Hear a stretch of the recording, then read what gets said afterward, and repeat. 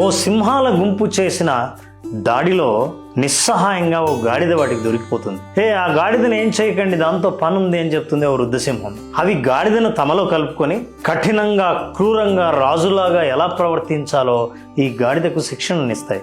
ఆ గాడిద సింహాలను పూర్తిగా నమ్ముతుంది. తన గాడిదల గుంపుకు తానే నాయకుడిని ప్రకటించుకుంటుంది. సింహాల మద్దతు ఉంది కాబట్టి గాడిదలన్నీ భయపడి నిశ్శబ్దంగా ఉంటాయి.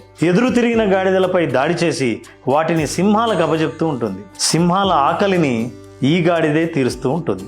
సింహాలకు వేటాడే శ్రమ కూడా తప్పుతుంది. ఆ గాడిద తన మందలో సింహంలాగా ప్రవర్తిస్తూ ఉంటుంది, కానీ సింహాల దృష్టిలో మాత్రం అది కేవలం గాడిదే. అధికారం అనే భ్రమలో తాను సింహాలకు బానిస అనే విషయమే మర్చిపోయింది. సింహాలు ఇచ్చిన ధైర్యం తన బలంగా పొరపాటు పడింది. బాగా ఉన్నవాడు ఊరికే నిన్ను చేరదీయడు. నువ్వెంత వినయాన్ని ప్రదర్శించినా నిన్ను వాళ్లలో కలుపుకోరు. సింహం సింహమే, గాడిద గాడిదే. ఎంతమంది స్టేటస్లో ఈ వీడియో కనిపిస్తుందో చూడండి. మీరు నచ్చితే లైక్ చేయండి.